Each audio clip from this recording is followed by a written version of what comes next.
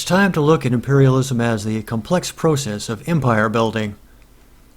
If empire is about control and power, then one should expect to find mechanisms by which control is maintained and power managed.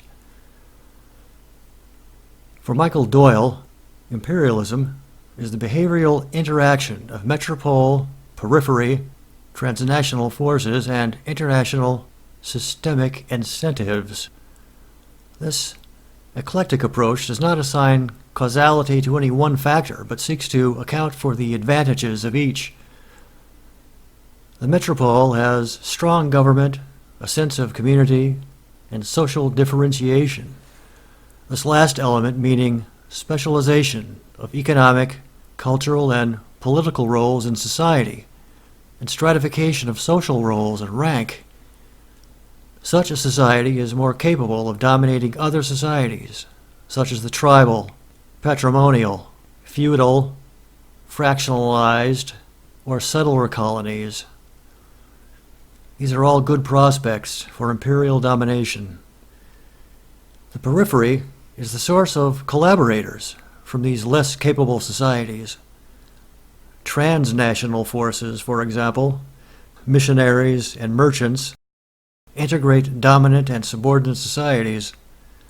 The last element, international systemic incentive, is based on the idea of realism, meaning that disparity in power among states that always search for more security results in the most capable state dominating the others with surpluses of labor, capital, and goods, paying for a larger military because the incentive for empire is greater security.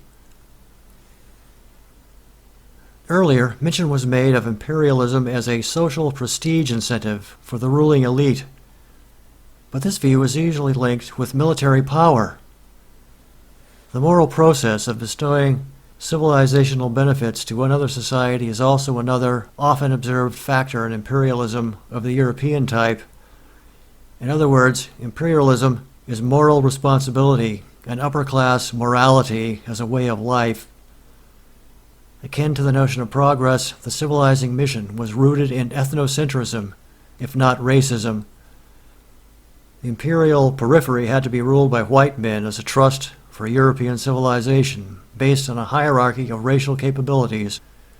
Whites on top, brown and yellow people in the middle, blacks on the bottom.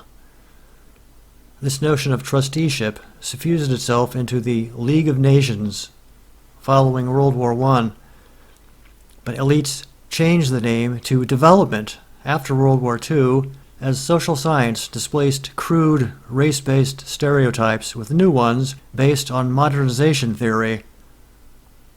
While the British Empire was paternalist in its moral mission, the successor, United States, was much more evangelical in its crusade to spread the American creed of freedom through prosperity. What is the role of belief in the process of imperialism? Jack Snyder proposed that certain destructive beliefs cause decision-makers to select aggressive policies of imperial expansion. Military and economic interest groups ally with government bureaucrats to log-roll imperialism. 4 myths or rationales inform leadership choice for aggressive expansion. First, it's better to expand at the frontiers with preventive war than to carry out appeasement. The benefits are preached, while the costs are minimized. Second, the El Dorado theory. This states that cumulative gains of the periphery will lead to security and self-sufficiency through control of more natural resources, and that cumulative losses at the periphery will soon lead to core collapse, especially loss of allies. This rationale was most common among British imperialists. For example, Lord Salisbury imagined in the 1890s that a French takeover of the isolated village of Fashoda on the upper Nile River would lead to the collapse of Egypt, blocking the Suez Canal, cutting India off, and to the downfall of the British Empire itself. Third, falling dominoes at the periphery can be avoided with a forward defense. Fourth, Aggression pays. Threats make lesser states compliant. Now they will naturally ally with the more powerful state to stay out of trouble. The aggressor state tends to see enemies as both implacable foes and paper tigers. Germany and Japan in the 1930s are examples of powers in which the leaders thought paper tigers had to be destroyed in preventive war. Myths of empire don't work because, number one, in the balance of power system, the most aggressive states will stimulate the most opposition, causing strategic self-encirclement. Second, imperial overextension gets an empire stuck in a quagmire of rising costs, which overpower benefits. Japan in World War II is a prime example of this. The origin of imperial overextension is social imperialism. For Jack Snyder, this meant economic, military, or elite interests that hijack the state, exaggerate foreign threats, glorify expansion under the imprimatur of national security. They get benefits, but society pays the cost. Rent-seeking cartels use the state to raise the necessary taxes and supply troops for imperial expansion. The problem with this interpretation is that it's hard to prove how narrow interest groups can carry this thing off.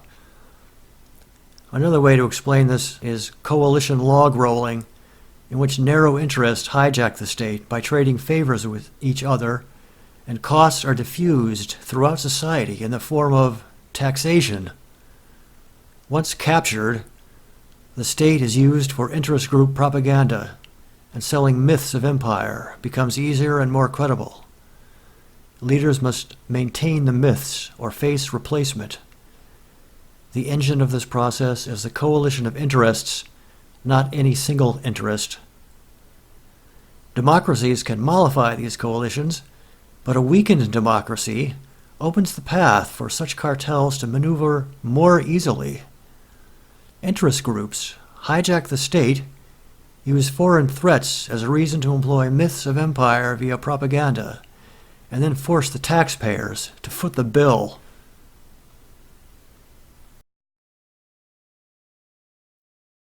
This is your Empire historian, Frank H. Wallis, Ph.D. Thank you for listening and thinking.